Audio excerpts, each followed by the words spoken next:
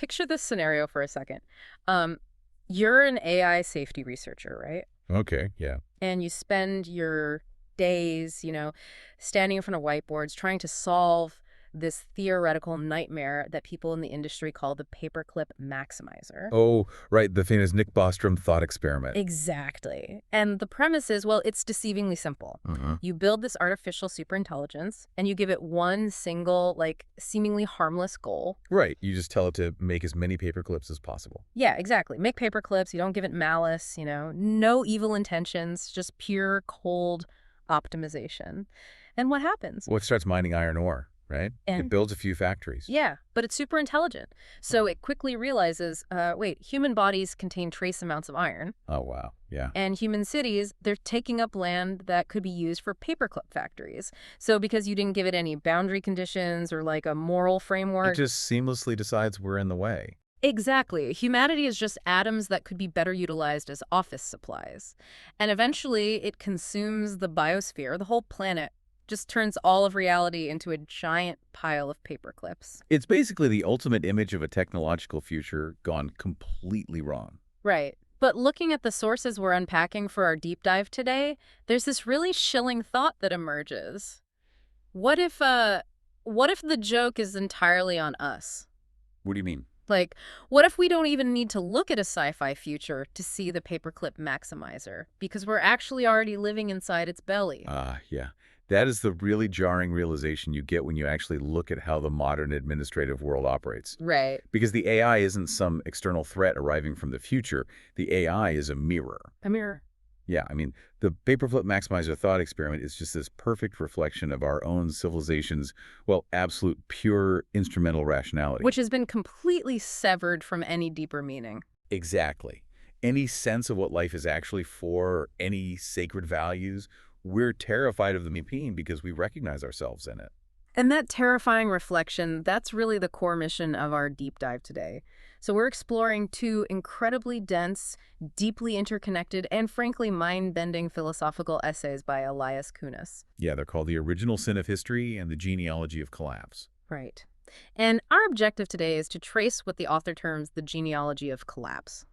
We're going to explore how Western civilization suffered these two massive kind of hidden historical fractures. Which is fascinating. The first being that we lost our sense of purpose, our map of meaning. Yeah, and the second being that we lost our social connective tissue, the fundamental belief that groups of people are actually real things. Right, and we'll trace how these two fractures basically crashed into each other a couple of centuries ago to create the metric-obsessed, meaning devoid world that you and I are trying to survive right now. Yeah, because the profound nature of this diagnosis, I think that's what makes these texts so vital. Oh, absolutely. Yeah. The author doesn't just, complain that modern life feels alienated or that algorithms are annoying. You're right, which is easy to do. Super easy.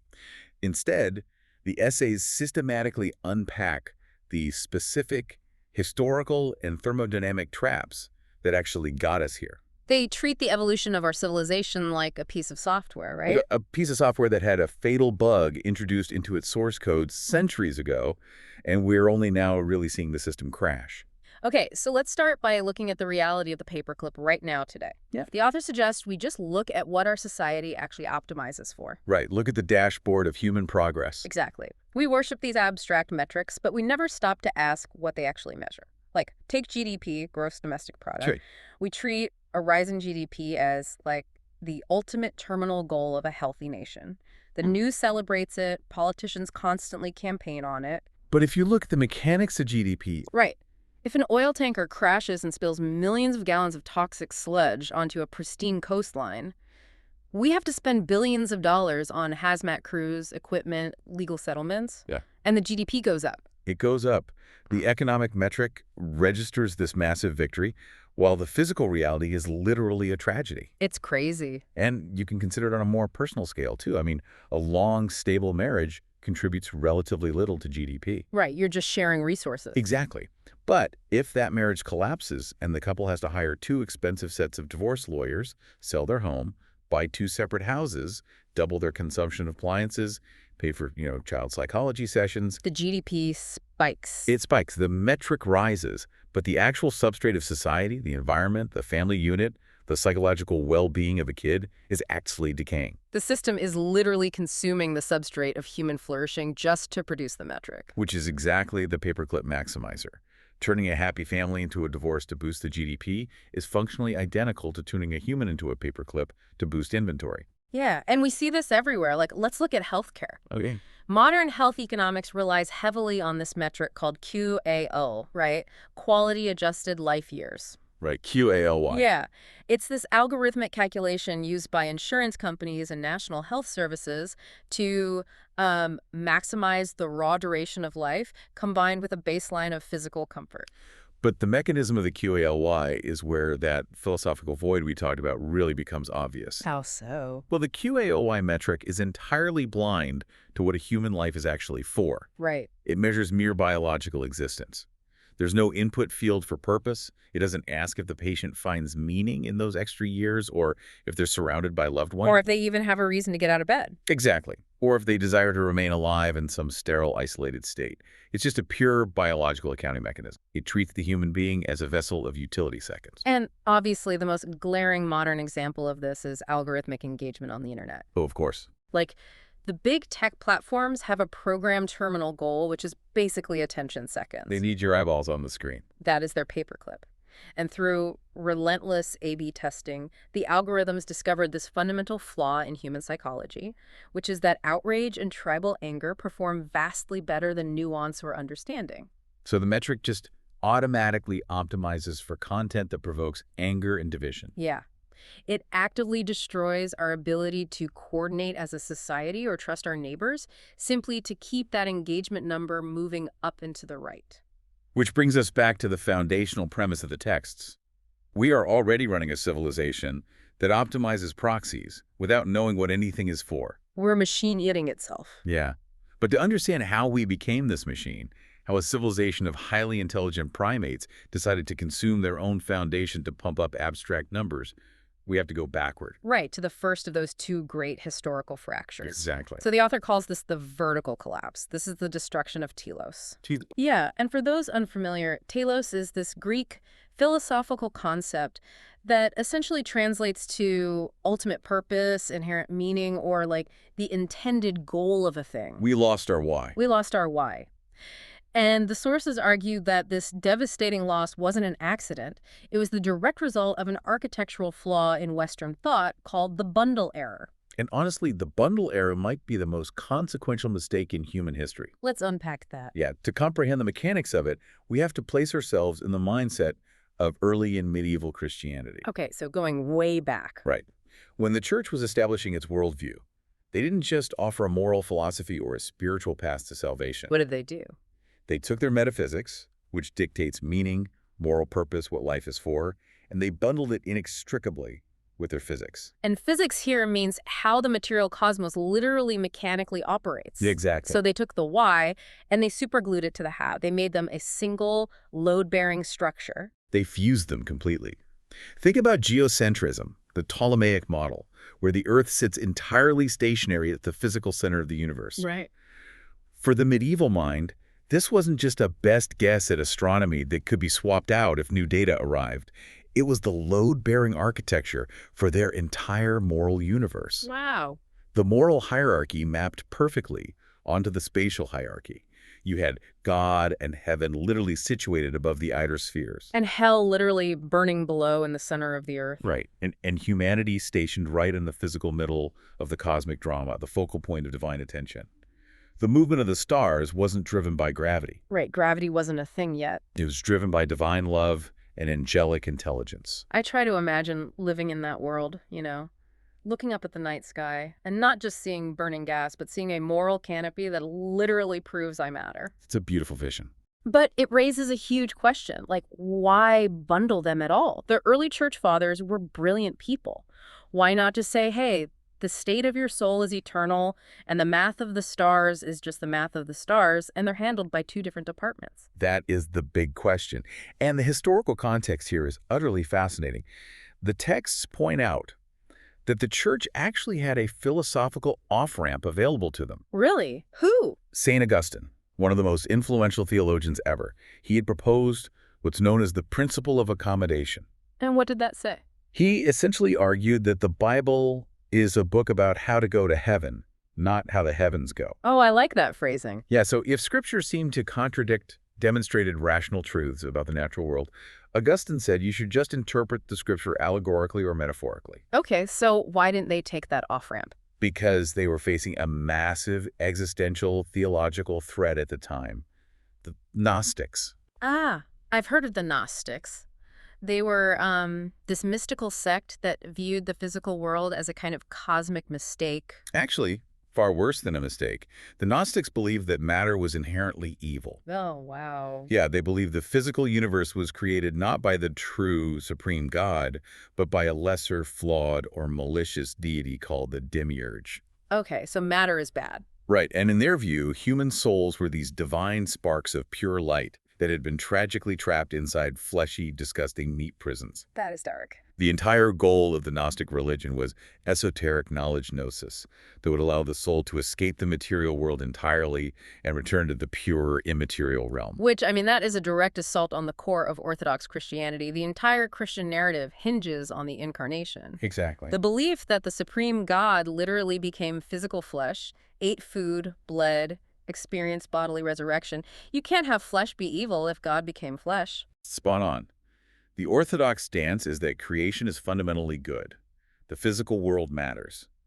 So to defend this theology against the Gnostic threat, the Church felt this overwhelming anti-Gnostic imperative. They had to dig their heels in. They had to dig their heels in on literal physical claims. They became terrified of relying too heavily on Augustine's allegory because allegorizing the physical world sounded far too close to the Gnostics trying to escape material reality. That makes total sense. But the mechanism that truly locked this bundle into place, making it impossible to undo, was the central ritual of the faith, the Eucharist. Transubstantiation. Exactly. So just to be clear, that's the doctrine that the bread and the wine on the altar literally, truly become the physical body and blood of Christ. Yes. And to explain how that miraculous transformation happens without the bread visually looking like human flesh, the Church relied on a very specific framework from Aristotelian physics. Okay, how did Aristotle explain it? Aristotle divided physical reality into two things: Yeah. substance and accidents. Substance and accidents. Yeah. Okay. The substance is the invisible true essence of what a thing is. The accidents are its physical properties, its taste, color, weight, shape. Ah, okay. So the Church's official explanation was that during the Mass, the underlying substance of the bread changes into the substance of Christ, but the accidents, the taste and appearance of bread, remain exactly the same. Oh, wow. So this meant that the central, most sacred, spiritually vital ritual of Western civilization became entirely dependent on a highly specific, highly falsifiable, ancient Greek theory of matter. That is exactly what happened. The physics and the metaphysics are now biologically fused. And then the Council of Trent in the 16th century takes this fusion and hardcodes it into rigid legal doctrine, right? Yep. The ancient cosmology and the Aristotelian physics weren't just theological traditions anymore, they were the absolute law of reality. To question the physics was to question the real presence of God in the communion wafer. Which basically sets the stage for the shatter. You have this beautiful, tightly bound glass castle of a worldview. And then along comes the scientific revolution with a hammer. And the hammer blows fall one after another. Copernicus. Yeah, Copernicus publishes his math, proving the Earth is not the center. Then Galileo looks through a telescope and sees the moons orbiting Jupiter, proving definitively that not everything in the universe orbits humanity. And the sources point out an incredible detail about Galileo here. The Church's real panic might not have just been about the Earth moving around the sun. It was about another book he wrote called The Assayer, where he started flirting with atomism. That is such a phenomenal piece of historical detective work. Think about the mechanics of atomism. Okay. If matter isn't made of philosophical substance and accidents. Right, if it's not Aristotle's framework. Right, but is instead just made of tiny, indivisible, physical atoms bumping into each other, as Galileo and later scientists suggested, then Aristotle's entire framework collapses. And if Aristotle collapses, the Church's mechanical explanation for transubstantiation becomes complete gibberish. Exactly. The Mass itself, the mechanism of salvation, was threatened by the theory of atoms. The Church literally couldn't update their physics because the physics was the load-bearing pillar for the sacrament. So they fight the science, they put Galileo under house arrest. But reality doesn't care about theology. The science keeps coming. Right. In geology, you have Charles Lyell. He proves the Earth is vastly older than the Genesis timeline, which shatters the historical literalism. And in biology, Charles Darwin proves that human beings share a continuous lineage with all other animals. Which removes the need for humanity to have a special, separate, elevated creation. And here we reach the tragic consequence of the vertical collapse. The scientific discoveries were correct. Right. The ancient physics was falsified. But because the ultimate meaning of human life, the telos, was bundled so tightly with that physics. The meaning shattered as collateral damage. Yes, when the geocentric universe fell, the Aristotelian idea that human life has an inherent objective purpose fell right with it. Science didn't intentionally kill meaning, it was just a tragic structural accident. So we see the Enlightenment period frantically trying to salvage the wreckage. They look at the shattered pieces of the Christian worldview, and they try to keep the ethical conclusions, things like the inherent equality of all humans, universal human rights, the dignity of the individual. But they completely delete the cosmic foundation that those ethics were originally built upon. And the author introduces a concept here that perfectly describes our modern predicament. The Buchenwald dilemma. Yes, named after Ernst Wolfgang Buchenwald, a German legal scholar. And what's the dilemma? The dilemma posits that the liberal secular state exists and functions on premises that it cannot itself guarantee or regenerate. It's basically a car coasting on an empty gas tank. Exactly. It is running entirely on the fumes of the sacred. The fumes of the sacred. Think about the Declaration of Independence or modern human rights frameworks. The idea that all citizens are inherently equal before the law is a secularized, laundered translation of the theological idea that all souls are equal before God. The second statement, the theological one, has a massive metaphysical architecture backing it up. The first statement, the secular one, is merely an assertion. We just declare these truths to be self-evident. Exactly. The Enlightenment inherited these profound moral intuitions, stripped away the cosmology that historically justified them, and hoped nobody would notice the missing foundation. But when the historical fumes finally run out, the secular society has no epistemic mechanism to regenerate its own moral core. The objective why has just evaporated. Now, to prove that this trajectory wasn't just like human destiny, the author provides control groups, which I found fascinating. Oh, this part is brilliant. They examine other major civilizations to demonstrate that this civilizational shatter was a specific result of the bundle error, not just an inevitable phase of human progress. Right, so let's look at the mechanics of Confucianism in China. Okay, Confucianism. It is the perfect control group for the vertical collapse. In the Confucian worldview, the meaning of life, the telos, was never tied to the literal physical layout of the solar system. What was it tied to? Meaning was inextricably tied to social relations. Filial piety, honoring your ancestors, maintaining the proper harmonious relationship between ruler and subject, husband and wife, friend and friend. Okay, so it's all about how you interact with others. Exactly. And none of those relational obligations are falsifiable by a telescope or a geological hammer. Right. I mean, you can fully accept that the Earth orbits the sun, you can accept Darwinian evolution, and it literally doesn't change the fact that you still owe respect to your aging parents. Precisely. The domains of natural science and moral meaning were never bundled in the same physical architecture, so they never shattered. What about Buddhism? Similarly, look at Buddhist philosophy. They utilize the doctrine of the two truths. The two truths. They draw a sharp distinction between conventional truth and ultimate truth. Conventional truth governs how things appear in the everyday world, how you navigate practical life, and the physical laws of nature. And ultimate truth. Ultimate truth deals with the deeper reality of emptiness, non-self, and liberation from suffering. Okay, so there's a split. This dual structure acts as a built-in civilizational ejection seat. If a conventional truth about physics or biology is proven wrong by new science, you just update your conventional understanding. It doesn't lay a finger on the ultimate truth. The metaphysical core was architecturally protected from scientific falsification from day one. Exactly. And then the texts present the fascinating, almost tragic case of Islam, which faced the exact same scientific pressures as the West, but went down a completely different architectural route. Yeah, the author focuses on the 12th century philosopher Al-Ghazali and the theological concept of occasionalism. Occasionalism. Break that down for us. This is a brilliant counterexample of how a civilization can choose to resolve the tension between God and nature.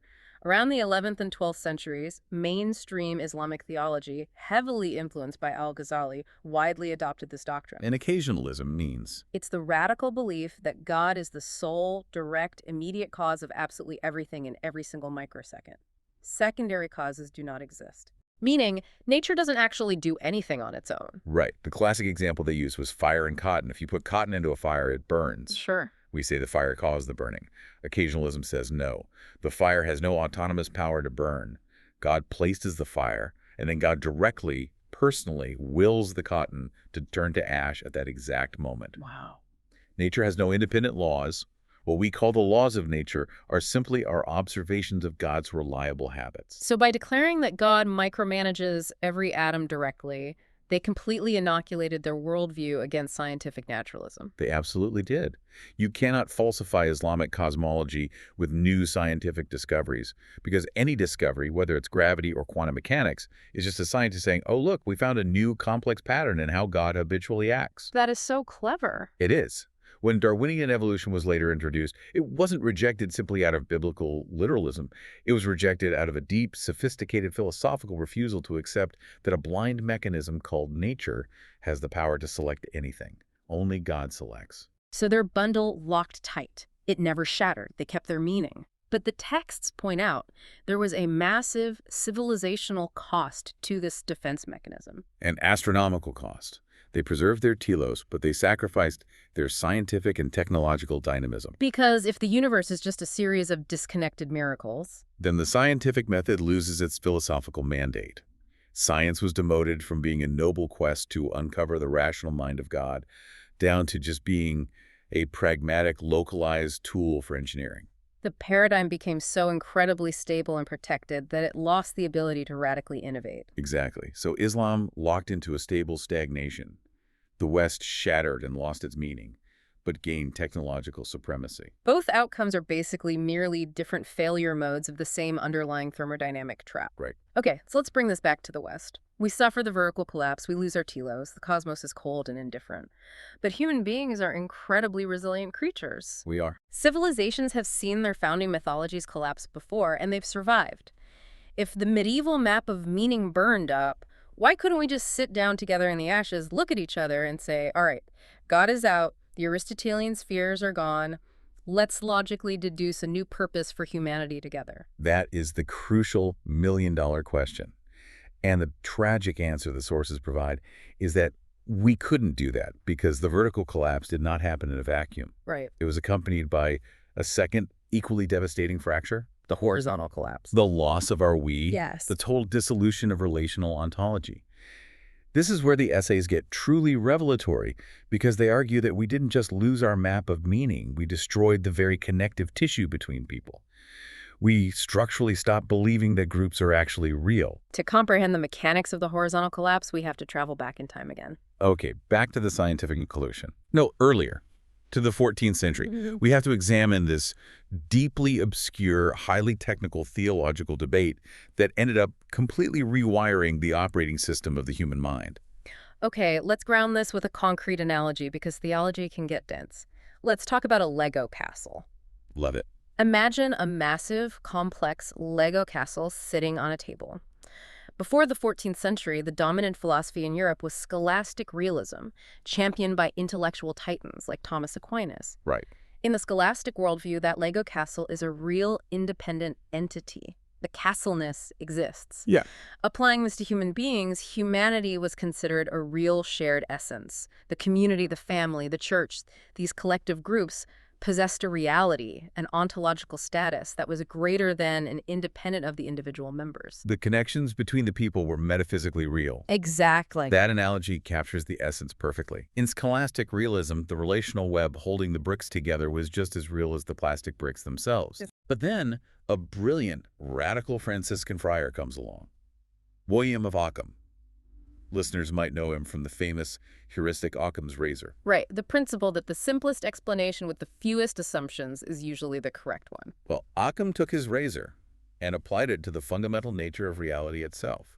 He launched an intellectual earthquake known as the Nominalist Revolution. Nominalism, from the Latin word for name. Right, exactly. Occam looked at the Lego castle and declared that the castle does not actually exist. Wait, what? He said only the individual, disconnected Lego bricks exist.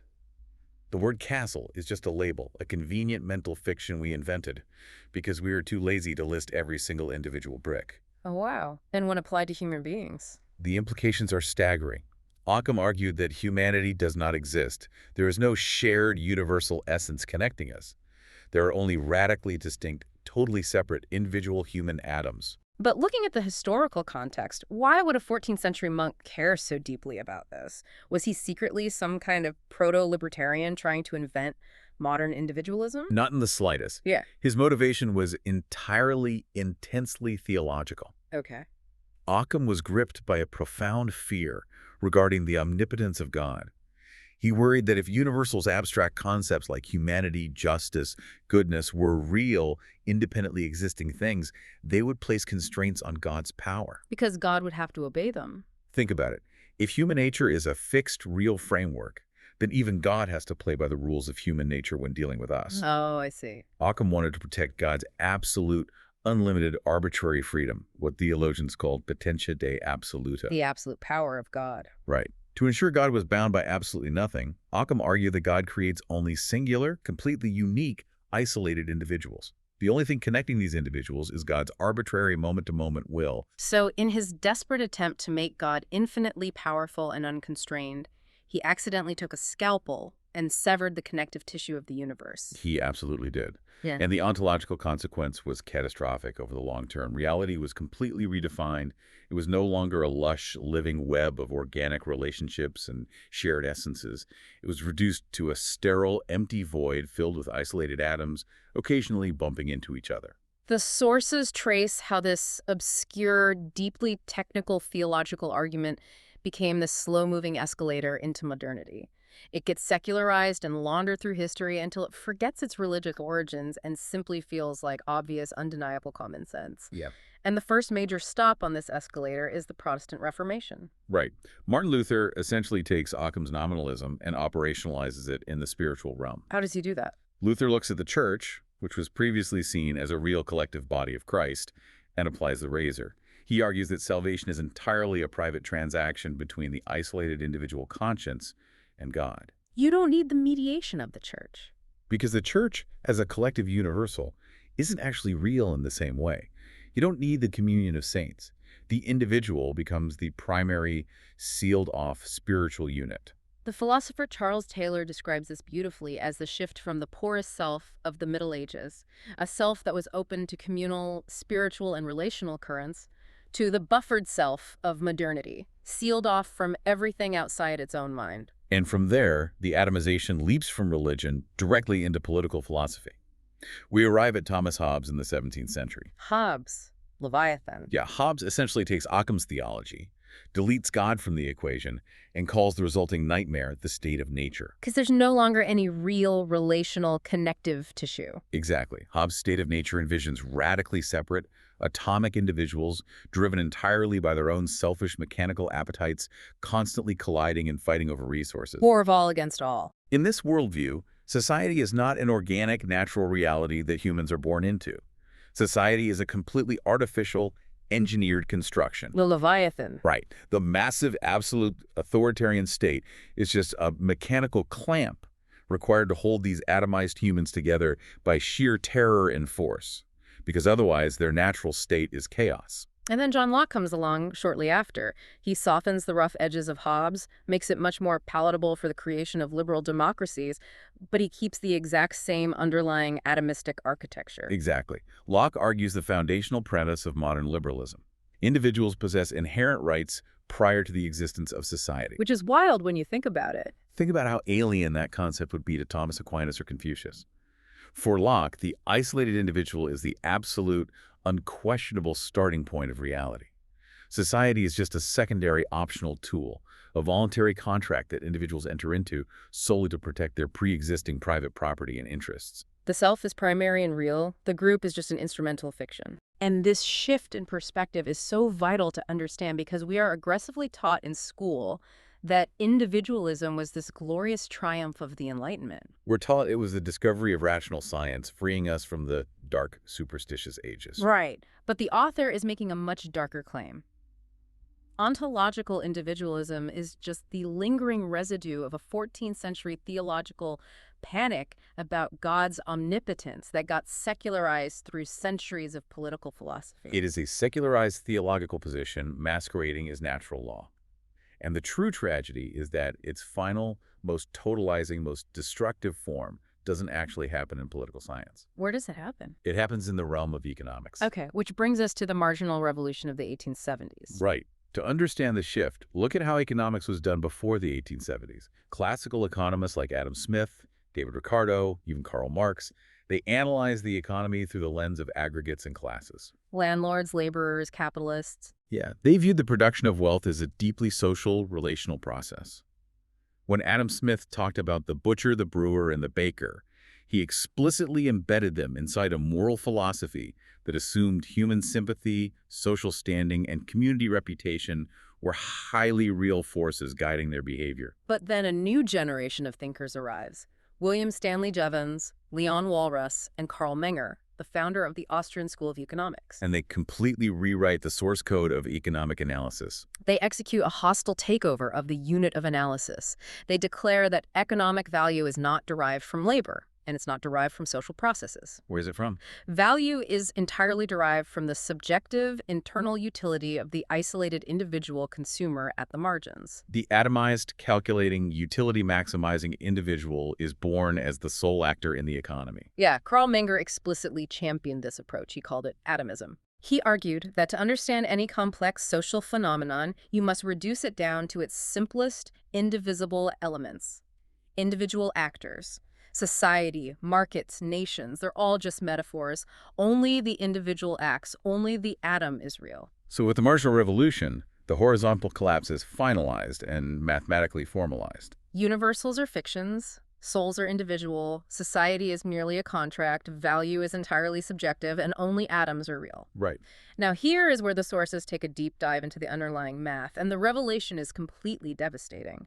Because you would assume that if we built our entire global economic system on this individualist paradigm, the math must prove that it works, right? You'd hope so. But the texts bring up the Sonnenschein-de-Brumantel theorem. I had never encountered this before, and it honestly blew my mind. It is the great, suppressed, dirty secret of modern neoclassical economics. Okay, tell us about it. The Sonnenschein-de-Brumantel theorem, mathematically, rigorously proves that even if you make the most favorable assumptions, even if every single individual in an economy is perfectly rational and perfectly maximizes their own subjective utility, those individual rationalities do not reliably aggregate into collective rationality. Wait, let me make sure I understand the mechanism here. You're saying that a town full of perfectly rational individuals can inadvertently create an entirely irrational, self-destructive aggregate market. Precisely. Let's use a classic macroeconomic example. Yeah. The paradox of thrift. Okay. Imagine a town facing a slight economic downturn. Every single individual in that town rationally decides to tighten their belt and save 10% more of their income for a rainy day. Makes sense. At the atomic level, that is a perfectly rational, utility-maximizing decision.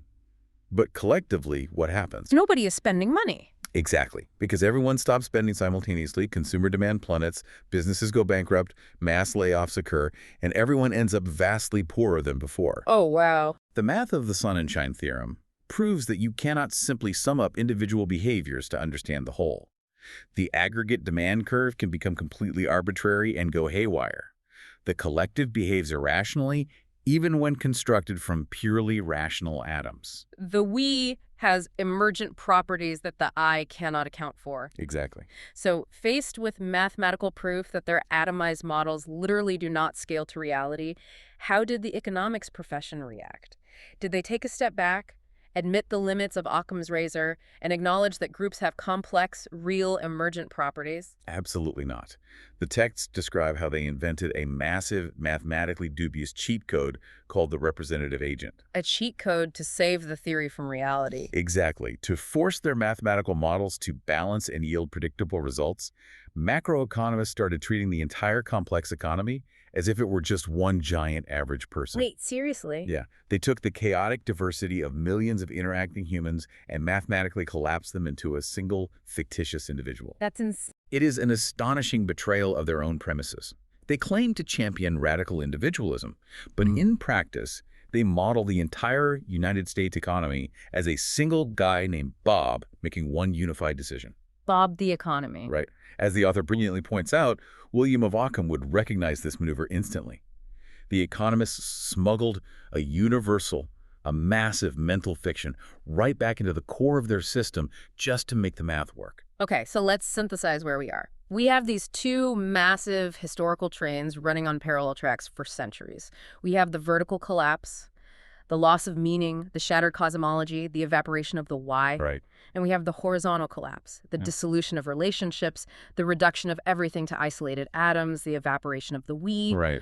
For hundreds of years, these two collapses are developing separately. But then in the late 18th century, these two catastrophic trajectories crash into each other in the mind of one single, highly influential man. Jeremy Bentham. Jeremy Bentham, the architect of our current prison. Most people just know Bentham as the quirky British philosopher who founded utilitarianism, the doctrine of the greatest happiness for the greatest number. He's the guy whose preserved skeleton is still trotted out for board meetings at University College London. Yes, that guy.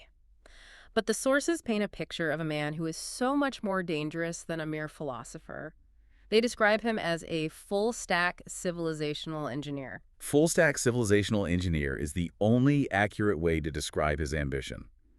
Bentham didn't just sit in a study writing abstract philosophy. He attempted to build a completely new operating system for human reality from the ground up. He really did. He created his own ontology of what exists. He created his own theory of language to control how people think. He designed mechanical structures, famously the panopticon prison. Where inmates internalize the constant surveillance of a hidden guard. Right. He drafted constitutional codes, he designed oaths of office, he even specified the exact colors of bureaucratic uniforms. Wow. He corresponded with leaders in Portugal, Greece, Latin America, sending them his codes, trying to literally reprogram the source code of their societies. He is the precise junction where the two collapses merge and become weaponized. Think about what he inherited. He inherited the vertical void. He was a strict, unyielding materialist. The cosmos had no telos, God was dead or irrelevant, and there was no inherent meaning to human existence. So he looked at the void, and he filled it with the only thing a godless, mechanistic materialist can actually measure. Physical sensation. Exactly. The avoidance of pain and the pursuit of pleasure. He replaced the map of meaning with a spreadsheet of dopamine.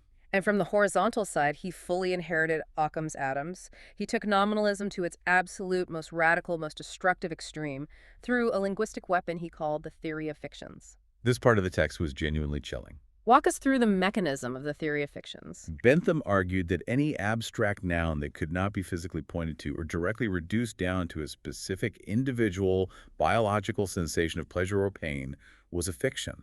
Okay. And in Bentham's mind, fictions were the enemy of progress. They had to be violently dissolved through a linguistic analytical process he called periphrasis. So if you bring up the concept of inherent human rights. He dismisses it entirely. He famously called natural rights nonsense upon stilts. Nonsense upon stilts. Yeah. They're a fiction because you cannot weigh a right or measure its physical pleasure. What about the concept of community or justice or tradition? All fictions. Completely meaningless noise unless you can systematically reduce them to a mathematical calculation of individual pleasure and pain. If an action increases the aggregate sum of pleasure for the atoms involved, it is just. If it doesn't, it's unjust. The underlying relational bonds mean absolutely nothing. No, wait. I have to push back here because I can actually see the appeal of Bentham's project. Isn't getting rid of fictions kind of a necessary good thing? How do you mean? Well, I mean, throughout history, kings, autocrats, and corrupt priests have constantly hidden behind vague, abstract words like tradition or divine right or the greater good to oppress normal people. Doesn't Bentham's razor brilliantly clear out all that political BS and expose what he called sinister interests? It is a vital pushback, and you are highlighting exactly why utilitarianism became so popular. Bentham correctly identified a very real problem. Corrupt elites absolutely do hide their predation behind broken, manipulative abstractions. Right. His analysis of sinister interests was sharp and necessary. But the texts point out the fatal flaw in his method. He used a machete when he needed a scalpel. He's the surgeon who confidently removes the tumor but accidentally removes the patient's liver and heart along with it. Precisely. He successfully dissolved the broken, corrupt abstractions that masked elite predation, yes.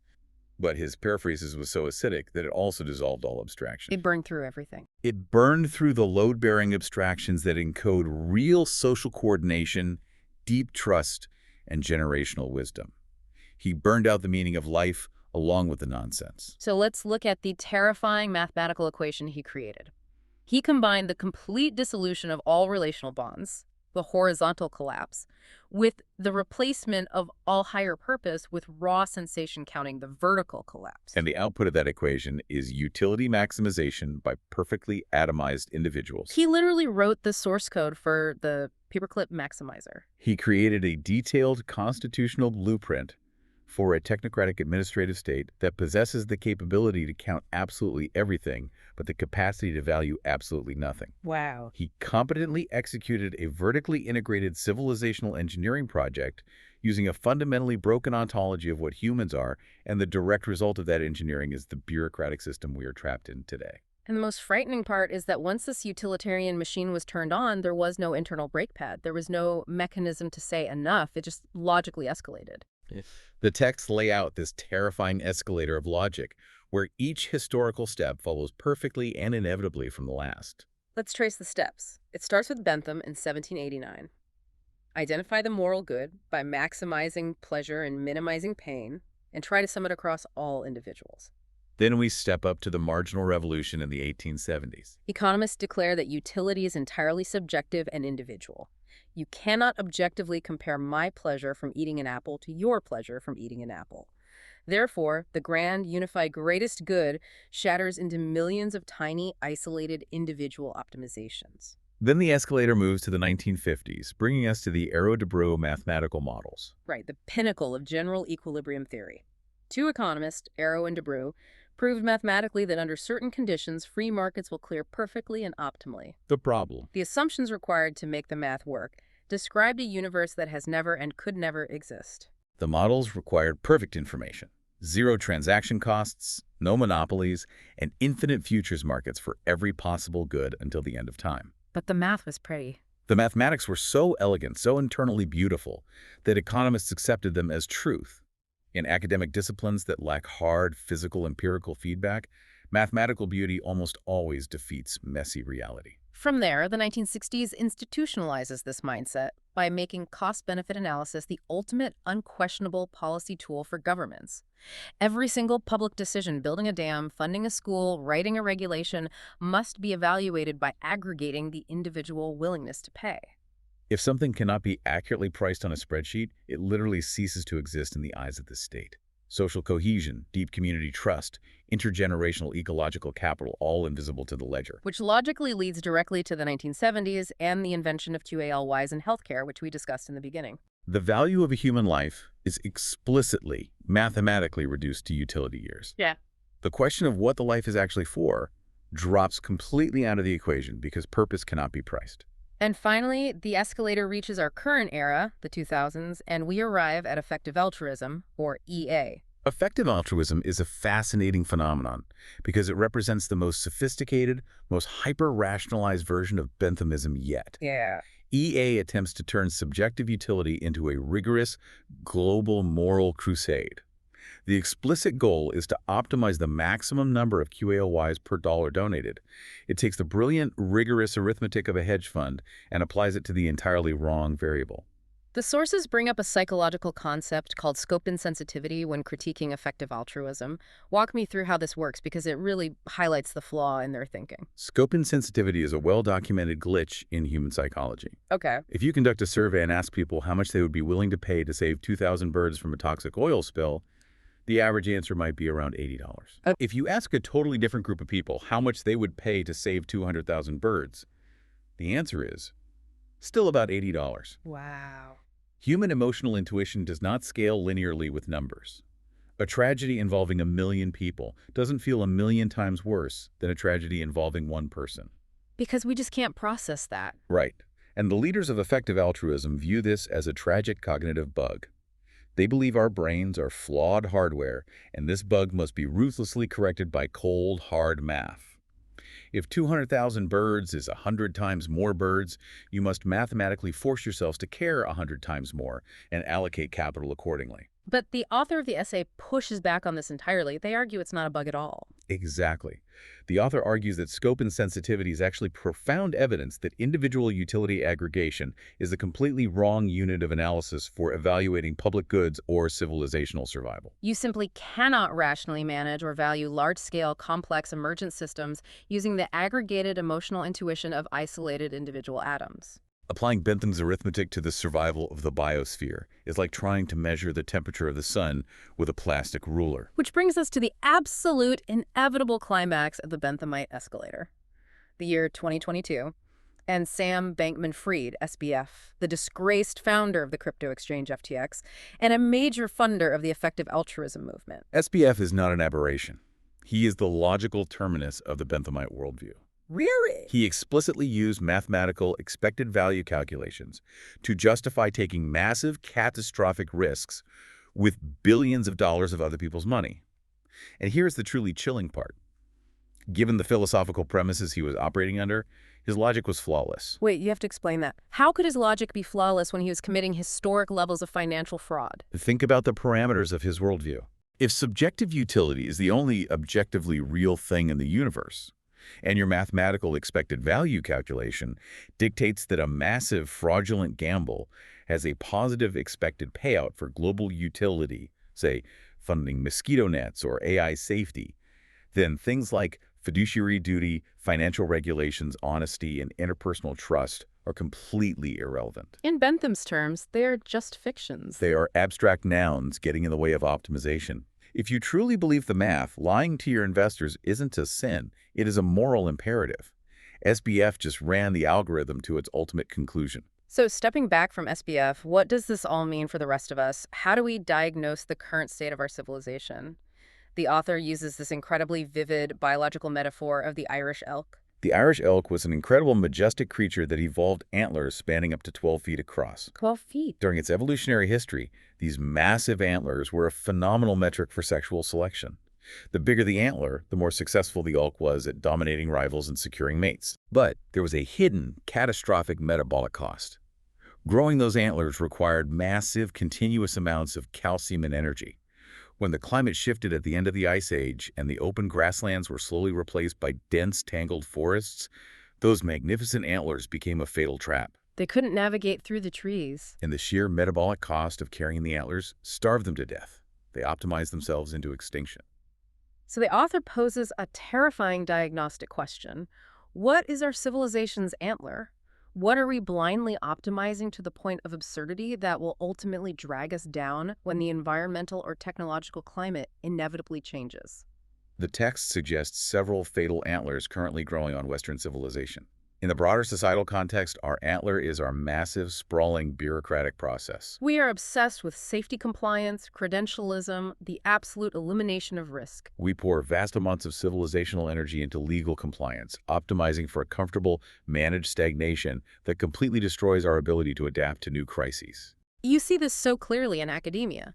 The antler there is publication count and citation metrics. A scientist's career depends on optimizing those numbers. And what has that ruthless optimization produced? The replication crisis. Exactly. A massive, embarrassing percentage of scientific studies in fields like psychology and medicine simply cannot be replicated. We have brilliant scientists optimizing for the metric of citations rather than the reality of truth. We are maximizing the metric while completely degrading the epistemic substrate of human knowledge.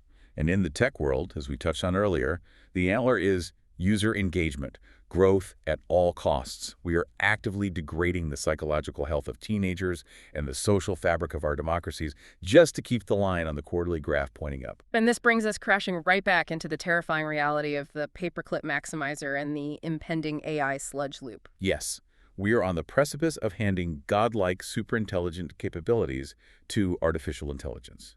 And what exactly are we training this superintelligence on? We are training it on the historical output of a paperclip civilization. We are feeding it billions of pages of SEO-optimized garbage, pick-hacked scientific papers designed to get citations, and engagement-maximized outrage content. The author has a quote that just stopped me in my tracks. They write, "The AI will not hallucinate. It will accurately model our own hallucination of competence." It's a devastating insight. The prevailing fear is that the AI will introduce some foreign, malicious virus or alien agenda into our society. The reality is much worse. The AI is going to look at what we actually measure, what we actually reward with money and status, and it is going to optimize that exact dysfunction at a superhuman scale. We are locking in our own civilizational neuroses. We are the paperclip maximizer, and we are about to hand the steering wheel over to a machine that can press the accelerator to the floor. Yeah. This looks incredibly bleak. I mean, the sources literally state that no civilization in recorded history has ever escaped this specific thermodynamic trap. Once the abstract metrics take over, the physical and relational substrate gets consumed until the system collapses. Right. And this is a massive but. The texts do not end in despair. They actually offer a highly specific physics-based escape architecture. They do. And to understand how the escape architecture works, we have to reiterate exactly why our current situation is so lethal. Okay. As the author notes, atomization alone, the horizontal collapse, is actually survivable. Early Protestant America was radically individualistic and atomized, but they survived because they possessed a shared telos. They were pointed collectively at a city on a hill, a manifest destiny.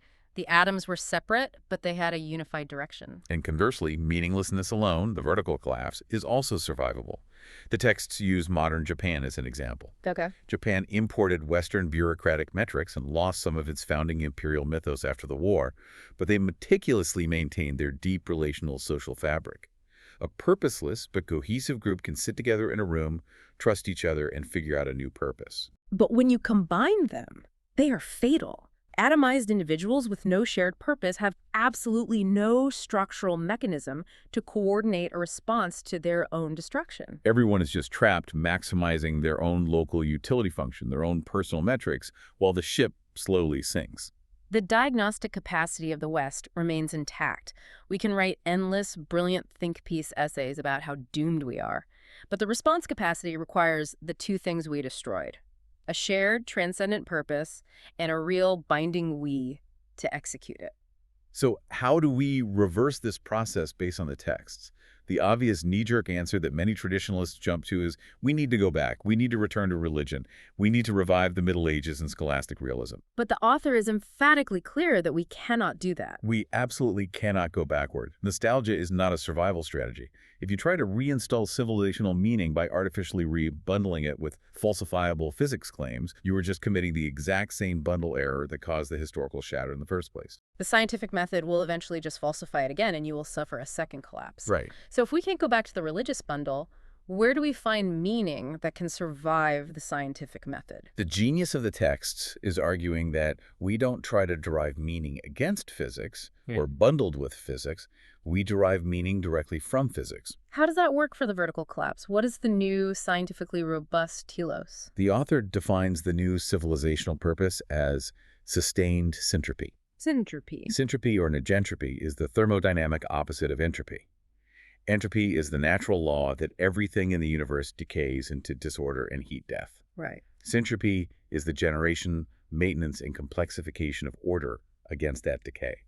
Life itself is the ultimate act of syntropy. Oh, wow. Maintaining a society, nurturing a biosphere, raising a child, passing down a lineage, these are all thermodynamic acts of syntropy. And here's the architectural brilliance of it. You cannot shatter this telos with new scientific discoveries because it is the foundational science of reality. You would literally have to falsify the laws of thermodynamics to shatter this purpose. Exactly. Okay, so our objective, unshakable purpose is to maintain complex life against the void of the universe. I love that. It gives a cosmic weight to everyday actions. But how do we solve the horizontal collapse? How do we prove that the we is real without retreating to Thomas Aquinas and medieval metaphysics? Again, we look to the hard sciences, specifically physics and evolutionary biology. The texts bring in the framework of multi-level selection theory. Multi-level selection theory. This is a framework in evolutionary biology that proves, mathematically and observationally, that groups are real, functional units of evolutionary selection. Meaning evolutionary pressure doesn't just act on the isolated individual selfish gene, as Richard Dawkins famously argued. It acts on whole groups of organisms interacting together. Yes. The iron law of multi-level selection is beautifully simple. Selfishness beats altruism within groups, but altruistic groups beat selfish groups. Everything else is commentary. Selfishness beats altruism within groups, but altruistic groups beat selfish groups. If you have a group of cooperators and one selfish defector, the defector will win locally. But if you pit a tribe of cooperators against a tribe of defectors, the cooperators will crush them every time. That makes total sense. The boundary of the self is not a philosophical debate. It is a physical, thermodynamic constraint. Systems that can coordinate and share resources outcompete systems that cannot coordinate. Therefore, the connective relational tissue between people isn't some arbitrary metaphysical fiction like William of Ockham believed. It is a harsh thermodynamic survival requirement. We is real because the universe violently selects for it. So we have a new, unshakable, purpose-sustained syntropy, and a new, scientifically grounded relational reality groups are real thermodynamic units. But how does this actually look in practice? How do we change the paperclip maximizer? The author proposes a specific institutional fix. What is it? It is an architectural safeguard designed to fundamentally prevent the metric from ever eating the meaning again. The text proposes strict constitutional separation between the meaning-making organ of society and the metric tracking organ. The author calls it a germ-soma separation for civilizations. Right, think of evolutionary biology again. In your body, your germline, your DNA, the sacred instructions for life, is physically and biologically protected from the day-to-day damage and mutations that your soma, your physical body, takes. Okay. For a civilization to survive, you need one set of institutions dedicated purely to asking, what is our fundamental purpose? What are we optimizing for? And a completely separate, subordinate set of institutions asking, how efficiently are we executing that purpose? If you combine them into one bureaucracy, the metrics will inevitably capture the meaning. That is Goodhart's law, where a measure becomes a target and ceases to be a good measure. You optimize the GDP while destroying the family. Exactly. Or conversely, if you let the meaning makers capture the metrics, you get a theocracy or a totalitarian state that suppresses real data to protect its ideology. They must be structurally separated, with the qualitative human override always maintaining supremacy over the mechanical optimization process. Imagine a corporation that had a department whose sole legal authority was to halt production. If the company's metrics began destroying the community it operated in, that is the germ protecting the soma. Right. This has been a massive, sweeping journey we've been on. Let's summarize the immense scale of what we've covered. We started in the medieval church, where theologians bundled the physical cosmos with the eternal soul, creating a beautiful but incredibly fragile glass castle. Then William of Ockham came along and used his philosophical razor to atomize reality, declaring that only individual, disconnected pieces exist. Then the scientific revolution arrived with a hammer and shattered the glass castle, leaving humanity as isolated atoms floating in a meaningless void. And waiting in that void was Jeremy Bentham, who enthusiastically handed each of those isolated, purposeless atoms a spreadsheet and told them to simply optimize their own biological pleasure. That spreadsheet slowly evolved into the subjective utility of the Marginal Revolution, the rigid, frictionless math of Era de Breu, the soulless, accounting-based QALYs of modern healthcare, and the algorithmic engagement metrics that dictate our political and social lives today. Driving us straight to SPF, gambling billions of dollars because his expected value math told him that trust, honor, and duty were just linguistic fictions. But as the catastrophic collapse of FTX proved, and as the author beautifully and ominously states, reality is the only peer reviewer that can't be good-hearted. You can manipulate your internal metrics all you want, you can fudge the accounting, you can drive up the engagement numbers with outrage, but eventually the thermodynamic bill always comes due. The living substrate of reality cannot be consumed to feed a spreadsheet forever. Which brings us directly to you, listening to this deep dive right now. We've spent the last hour talking about vast civilizational collapses, AI, paperclip maximizers, and obscure 14th century theology. But let's bring it all the way down to the dashboard of your own life, because the truth is, you are likely optimizing your personal metrics right now. You track your income, you track your daily step count, your caloric macros, your social media followers, your productivity scores. We all do it. We are all deeply embedded inside this Benthamite machine, and we use its tools to navigate our days. But if the profound insights of these texts are right, If the self isn't just an isolated atom bouncing in a void, and if true, unshakable purpose is actually about sustaining complex, life-giving relationships over deep time, then take a hard, honest look at your own dashboard today. Which of your personal metrics are actually your antlers? Which numbers are you optimizing to the point of absurdity right now, pouring your metabolic energy into, that will ultimately drag you down when the climate of your life inevitably changes?